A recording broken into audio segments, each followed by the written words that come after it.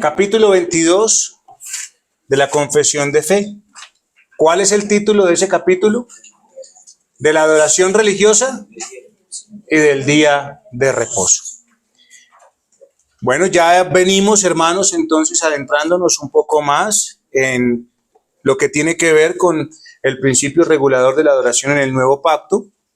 Y como hablamos hace una semana, para el nuevo pacto nosotros no tenemos un libro particular que nos diga qué es lo que debemos y no debemos hacer, qué presentamos y qué no presentamos, como si lo tenemos claramente en el antiguo pacto.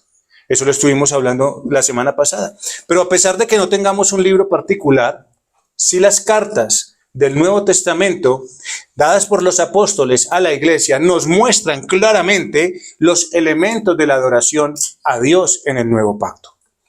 Y estuvimos hablando hace una semana entonces que la confesión de fe nos enseña y nos muestra y nos da parámetros respecto a lo que es la adoración religiosa y del día de reposo.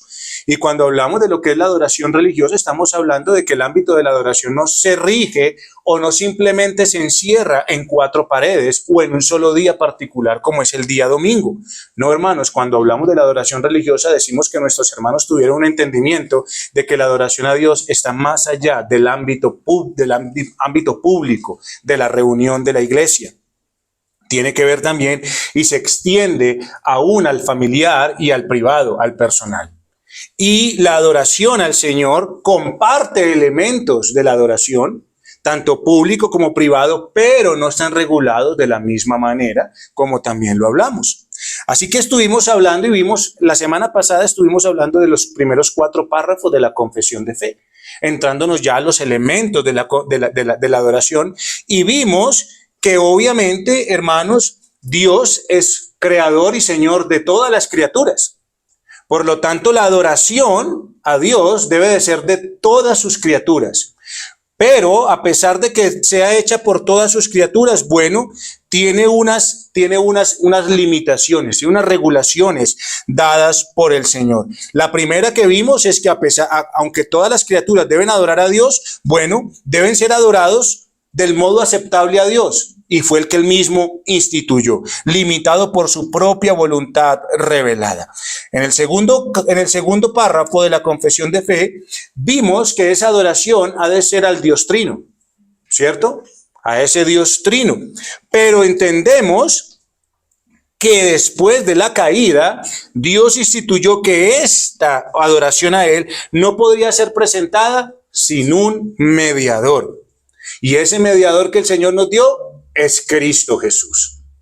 Y también vimos entonces, ya más adelante en el tercer punto de la confesión de fe, ya entramos a otra parte. Entramos y hablamos ya de algo más particular. Hablamos de lo que era la oración, ¿cierto? Hablamos de la oración al Señor.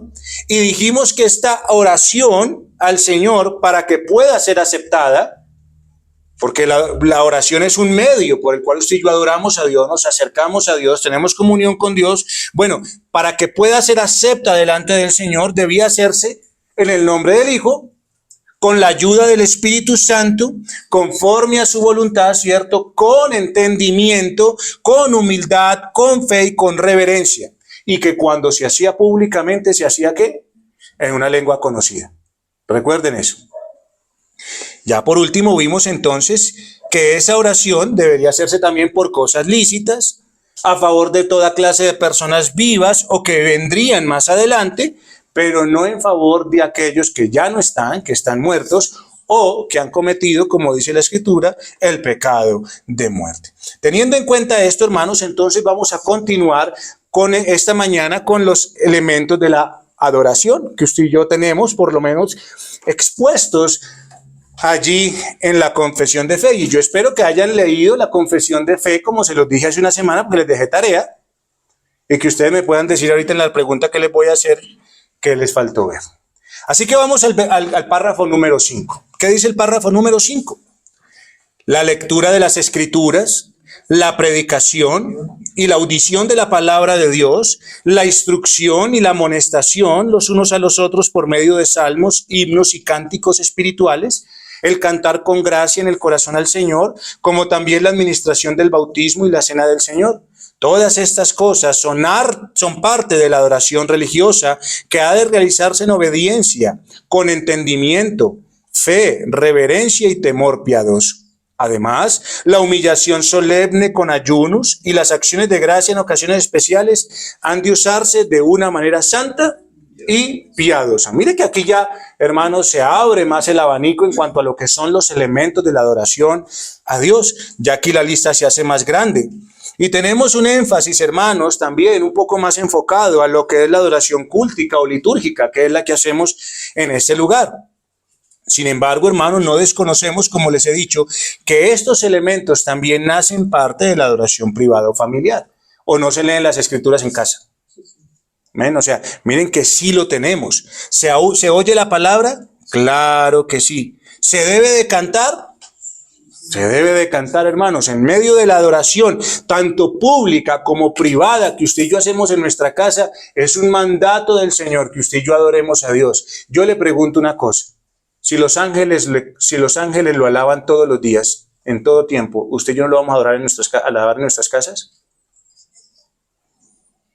Es bueno que lo tengan en cuenta, hermanos, porque cuando usted y yo tenemos en cuenta el hecho de que la adoración privada, digamos que no está regulada de la misma manera que en la iglesia, no quiere decir que usted pueda decir, hoy sí hago esto, mañana no hago esto. Si hago esto, hago esto. No, hermano, es lo que es. Los elementos están y están regulados. Así que no podemos dejar ninguno, porque usted ni le añade ni le quita a lo que Dios ya ha demandado, para que usted y yo seamos un pueblo sabio y entendido, como éramos enseñados la semana pasada. Así que, ¿qué tenemos aquí, hermanos? Podemos ver de ciertas cosas, vemos lectura de las Escrituras, vemos predicación y audición de la palabra. Mire que no se trata solamente, mire la adoración, predicación. ¿Sí o no? ¿Es parte de la adoración? Sí. ¿Y cuál es la otra parte? O sea, no solamente la responsabilidad de adorar a Dios es mía, traerles palabra. Es responsabilidad de ustedes oír atentamente la palabra que les está siendo anunciada. La enseñanza y la exhortación es otra parte de la adoración al Señor. Cantar con gracia, ¿en dónde? En el corazón. Mire que no es con la boca, es desde el corazón. Y la administración de las ordenanzas hacen parte, hermanos, de estos elementos de la adoración a Dios. Aquí tenemos entonces el qué debemos presentar, hermanos, como se los decía. ¿Qué debemos presentar? ¿Cómo debemos presentarlo? Aquí tenemos el qué debemos presentar en adoración y cómo presentarlo. Pues nos dice que todo esto debemos hacerlo en obediencia, con entendimiento, con fe, con reverencia y temor piadoso. Mire, ahí está. Ahí está. Estas cosas que les estoy hablando, estas listas, no las vamos a ver hoy de manera particular. Estamos anunciando los elementos de la adoración. Eso lo vamos a ir observando en las demás enseñanzas que tengamos en la escuela dominical. Así que, ¿qué tenemos nosotros aquí, hermanos? Ya tenemos algo del entendimiento de nuestros hermanos puritanos. Miren, ellos nos dicen a nosotros que además de estas cosas ordenadas y practicadas con la frecuencia semanal, la lectura de las Escrituras, la predicación y la audición, la exhortación, la enseñanza, el cantar con gracia en el corazón, la administración de las ordenanzas, todas estas cosas que constituyen los elementos de la adoración, hermanos, esto es lo que hacemos nosotros normalmente los domingos. Es lo que hacemos normalmente en las reuniones regulares dominicales que tenemos en el día del Señor. Pero aquí usted y yo pudimos ver y pudimos leer en este párrafo que además de tener estas prácticas, además de tener estos elementos ordenados, hay otros elementos que no hacen parte, oigan bien, no hacen parte de la liturgia dominical, pero que sí son elementos que Dios ha expresado como de adoración religiosa. ¿Cuáles son esos elementos?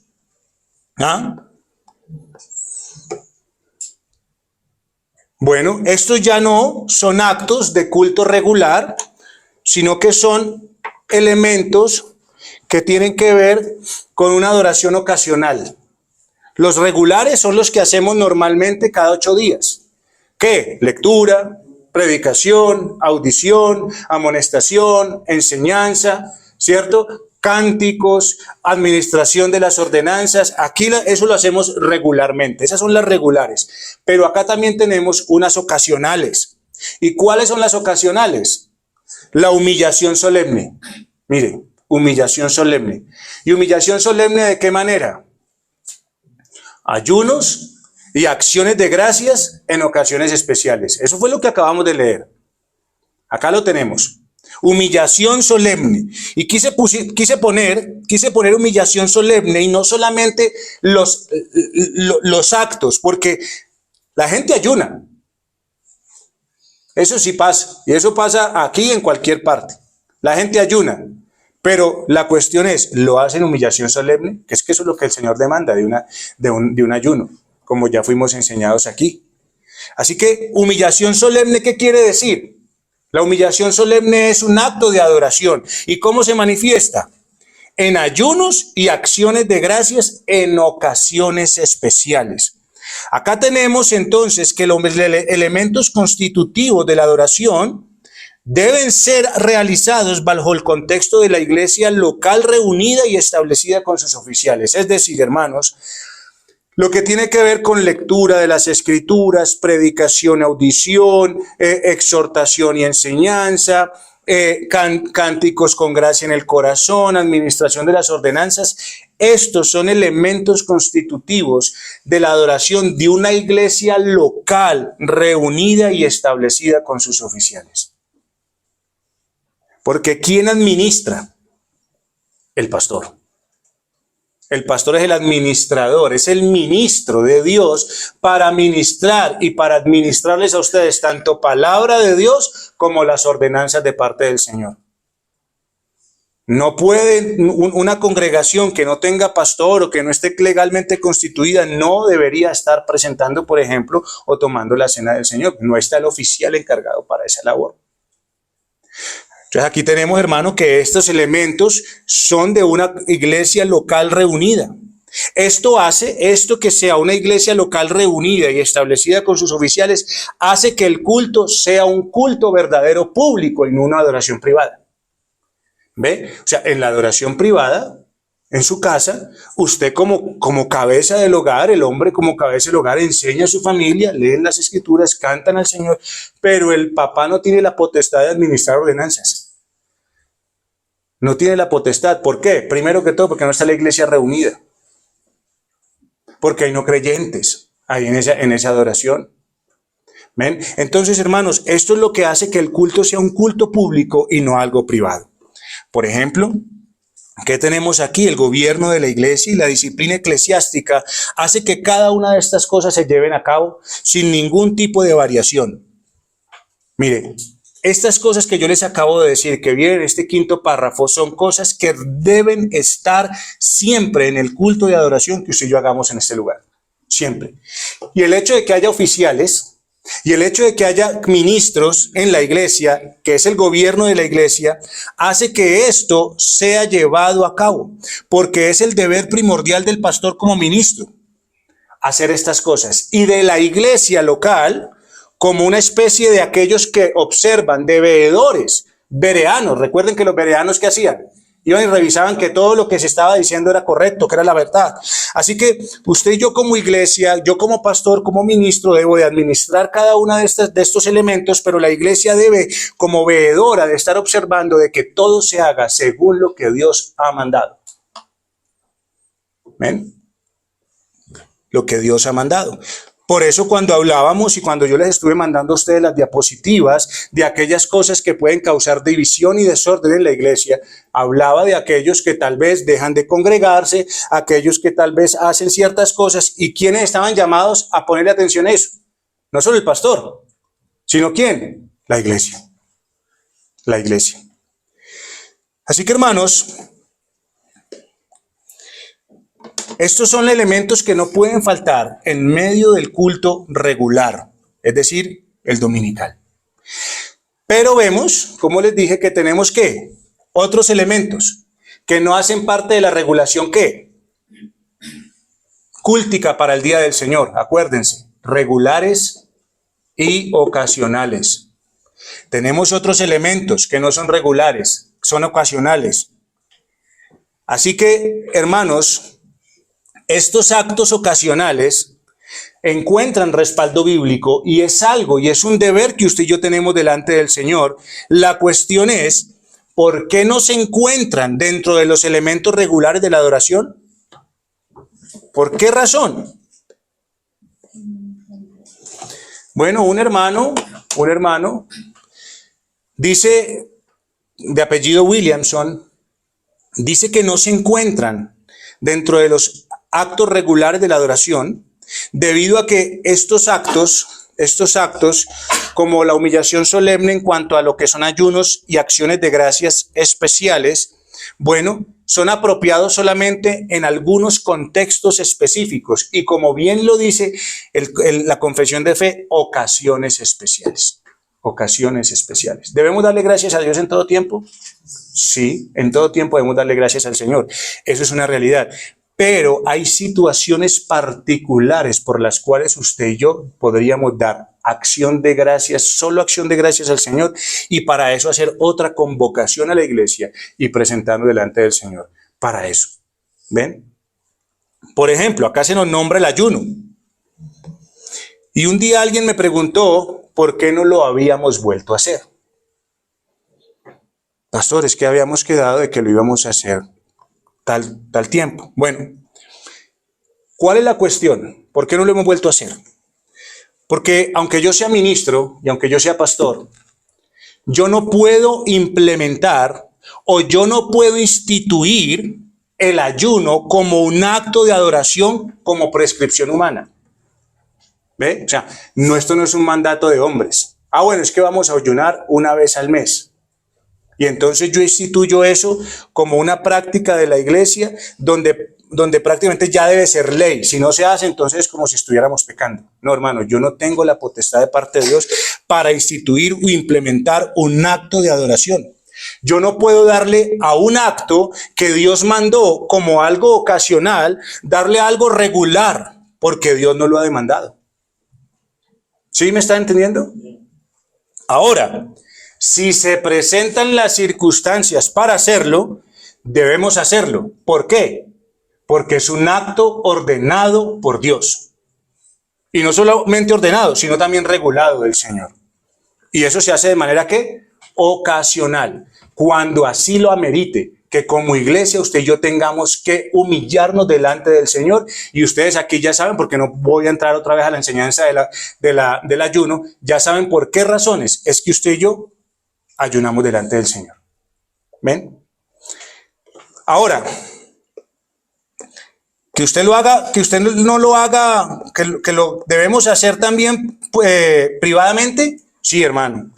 Esto sí debemos hacerlo privadamente, porque es que esto es un acto de parte de Dios también de adoración, y usted y yo nos humillamos delante de Dios. Ya que usted lo vaya a hacer 10 veces a la semana, yo eso ya no lo sé. No lo sé. Eso ya es, como le digo, el ayuno está regulado y es en ocasiones especiales y no solamente es algo público, sino también privado, hermanos queridos. Hubo alguien que aquí todos conocen que veía con muy malos ojos el hecho de que nosotros no practicáramos el ayuno de manera regular. Bueno, no les voy acá lo conocen, pero no.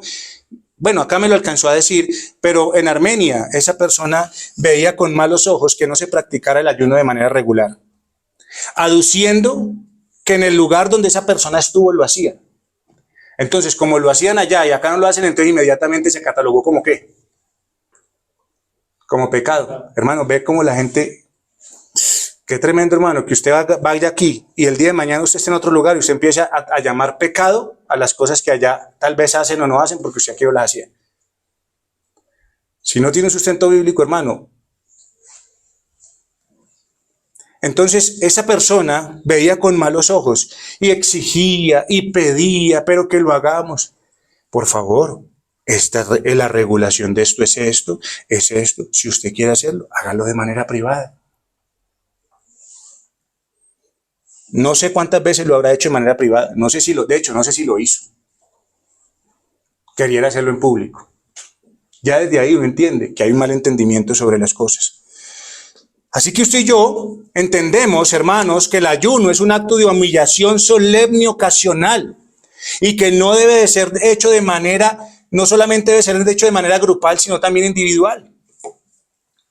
Así que, hermanos, viendo todas estas cosas, tenemos entonces que hay unos elementos de culto regulares y otros ¿qué? Ocasionales. Unos regulares y otros ocasionales. Ahora, en esta sección, en este párrafo 5, hubo algo que no se nombró. Hubo algo que no se nombró. ¿Y qué es lo que yo les digo a ustedes? ¿Ustedes saben qué no se nombró aquí? ¿Qué faltó aquí? La ofrenda. Muy bien, mis queridos hermanos. Aquí hubo algo que no se nombró y es la ofrenda. Pero usted y yo somos conscientes. Recuerden que yo les he venido enseñando. Nosotros no nos movemos, aunque entendemos que estos hermanos para nosotros han sido de muchísima, demasiada ayuda. Nosotros dijimos que no es porque lo diga este o porque lo diga este, sino porque lo dicen ¿quién? Las Escrituras. Así que, hermanos, no encontramos que ellos hayan nombrado la ofrenda como un acto de adoración. Pero usted y yo por las mismas Escrituras vemos que esto está regulado como un acto de adoración. Las ofrendas están reguladas como un acto de adoración. Yo realmente no les puedo decir a ustedes claramente o particularmente o exactamente la razón por la cual ellos no lo nombraron. Pero sí sabemos que las Escrituras lo ordenan. Primero, anunciado por el Señor Jesucristo en las bienaventuranzas. Mire que Mateo capítulo 5, versículo 23 dice, por tanto, si traes tu ofrenda al altar, ¿sí ve? ¿Qué está diciendo el Señor Jesucristo? Por tanto, si traes tu ofrenda al altar y allí te acuerdas de que tu hermano tiene algo contra ti, deja allí tu ofrenda delante del altar y anda, reconcíliate primero con tu hermano y entonces ven y presenta tu ofrenda. Ahí está, hermanos. Y está dentro del contexto de adoración particular.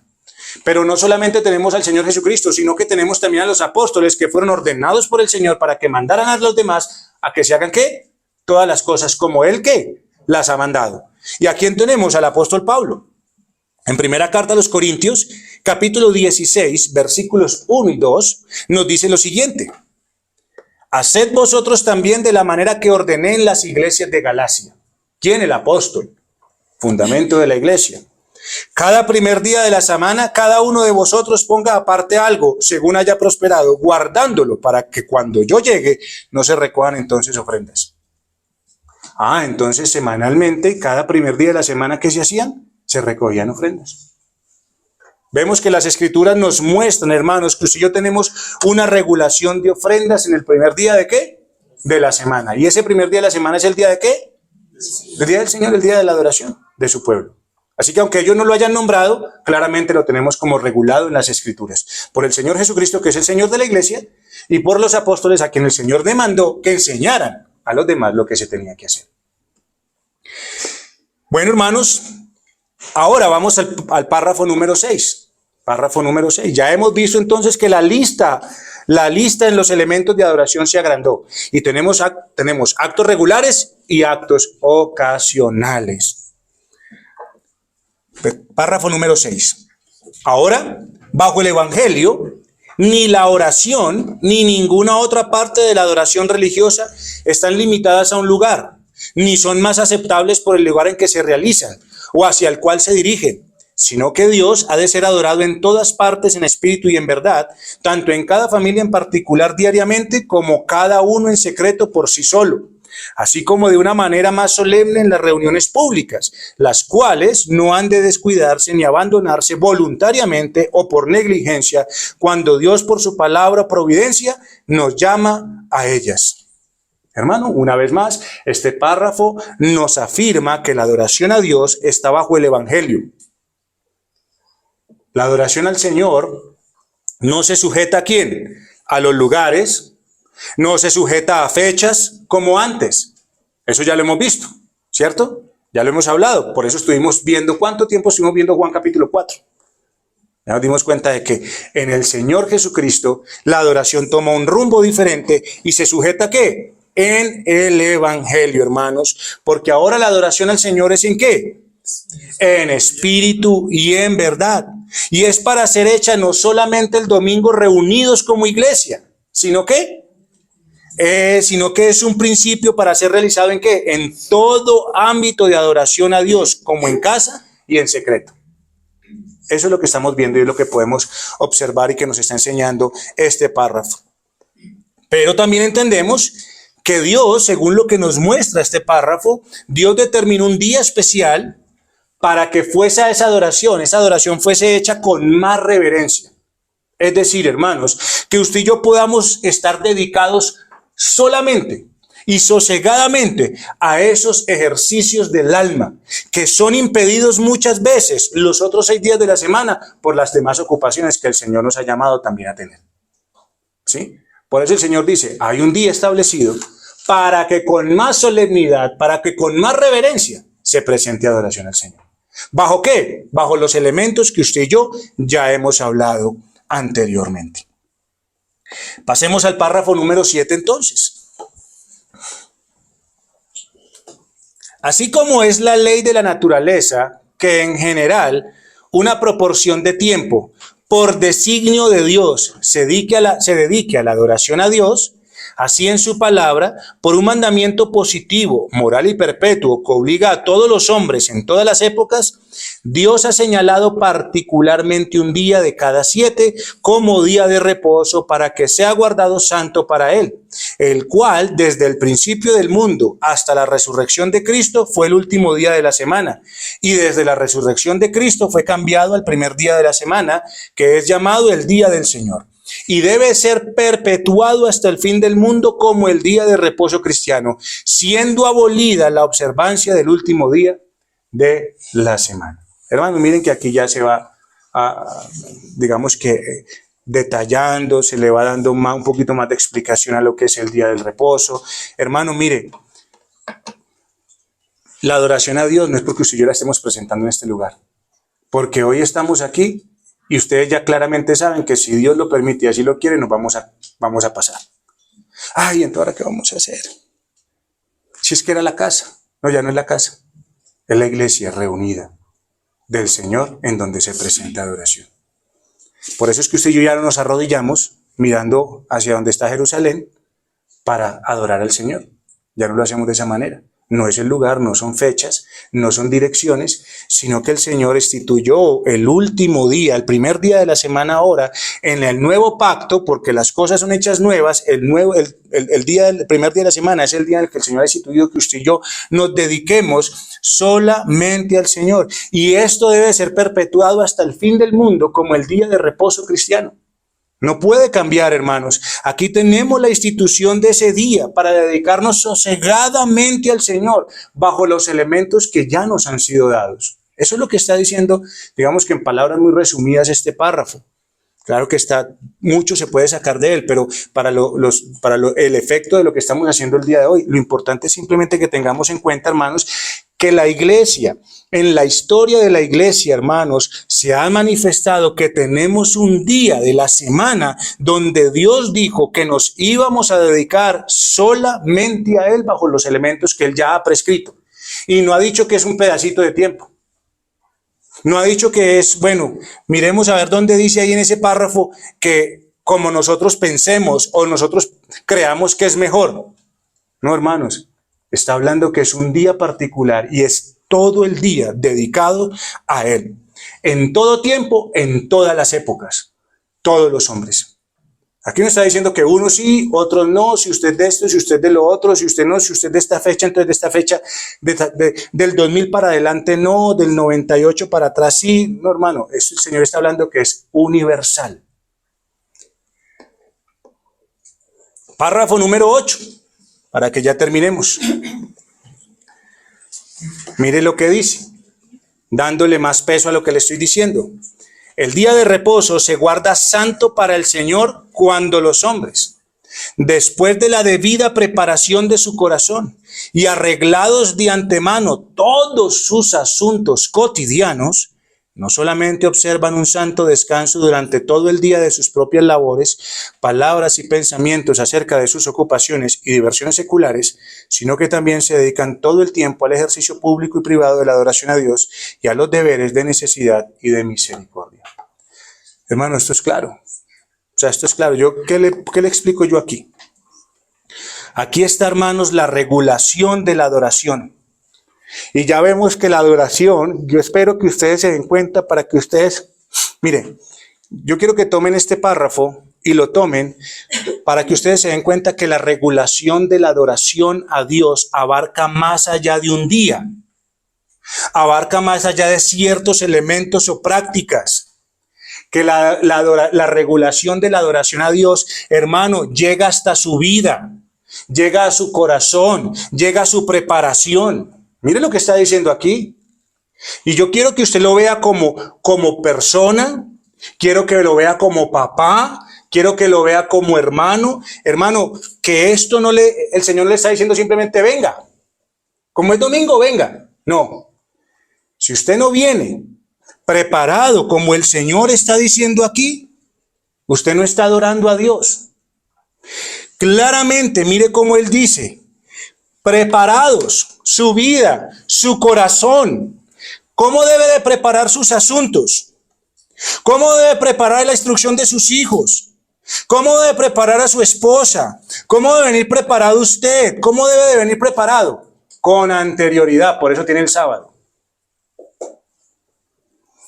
Mire, hermano, yo no quiero entrar en legalismos aquí con nadie. Pero si usted se prepara el sábado a las 8, 9 y 10 de la noche, hermano querido, yo le diría que revise su corazón.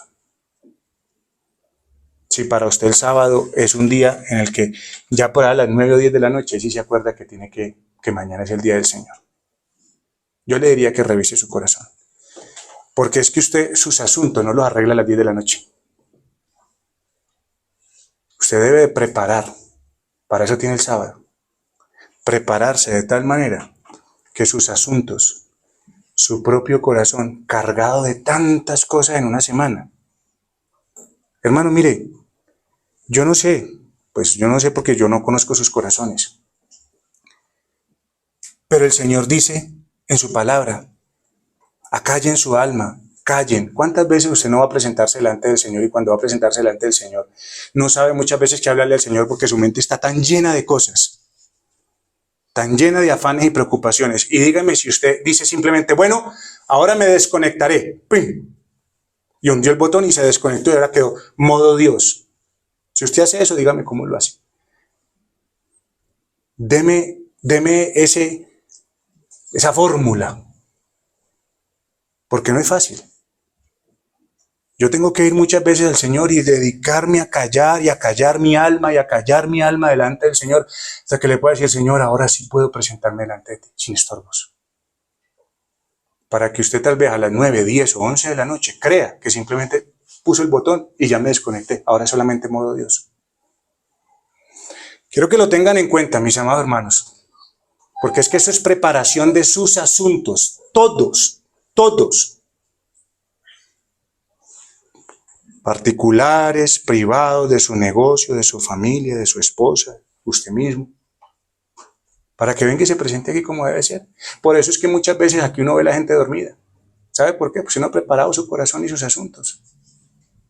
Por eso es que uno muchas veces ve a la gente aquí perdida, porque está pensando en otras cosas, en lugar de estar pensando en la palabra del Señor.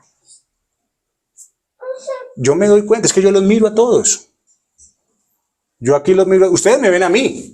Si usted me ve y me ve dormido, me ve perdido, hábleme. Y el día que Edwin, o el día que Luiger, si el día de mañana Dios lo permite, está nuevamente en este púlpito, y si me ven a mí dormido, háblenme, por favor. Si me ven perdido, háblenme. Pero se los digo, sinceramente, si usted se prepara, es preparado. Arreglados con anterioridad, para que no haya nada de parte nuestra que pueda interrumpir el llamado que tenemos de parte de Dios para adorarle. Así que aquí también tenemos, miren, no es ni mediodía, no es ni bajo mis condiciones, Mire lo que dice. Pero ¿sabe qué es lo más tremendo de todo esto, hermanos? Toda iglesia reformada del 2023 al 2023, iglesias reformadas del 2023, casi todas tienen esta confesión de fe que ustedes tienen en sus manos. Todas, hermano. Bueno, podría equivocarme. Digamos que la gran mayoría de iglesias reformadas al día de hoy tienen esta confesión de fe. Han leído lo mismo que usted y yo leemos. Usted mira las páginas web de esas iglesias y dicen confesionales, confesión de fe de Londres de 1689. La ponen grande, la ponen grande. Pero yo pregunto, ¿realmente son confesionales? ¿Son confesionales? Hoy se van a ir, después de mediodía, a celebrar la Navidad. ¿Son confesionales? Qué bonito es eso de palabra. Qué bonito es eso ahí puesto, vea. Esto, somos reformados, bautistas reformados. Hermanos, ¿son confesionales? Son confesionales en lo que le conviene a su carne, mas no al espíritu. ¿Ven? Ese es el confesionalismo de hoy. Y por eso sí yo tenemos que cuidarnos mucho, mis hermanos queridos. Vuelvo y les digo, y se los digo una vez más, a todos los que estamos aquí, todos. Usted no es más porque esté aquí. Usted no es más porque llega hasta las 5 de la tarde. Si usted no cumple con esto que estamos hablando aquí, porque es lo que creemos, según las Escrituras, hermano, estamos como el resto, en las mismas. No hay diferencia, mis amados. No hay diferencia. Démosle a Dios lo que le pertenece a Dios. Y dele al César lo que es del César, mi querido. Eso es lo que el Señor demanda. No le está pidiendo más nada. A Dios lo que es de Dios. Mire la moneda, mire las monedas. ¿Está Dios por algún lado ahí? No. Al César lo que es del César, hermano. A Dios lo que es de Dios. Y Dios no lo llama solamente a usted el domingo. Usted de Dios, de domingo a domingo. Y que eso nos quede bien aquí en la cabeza, a todos nosotros. Amén. Oremos al Señor, hermanos.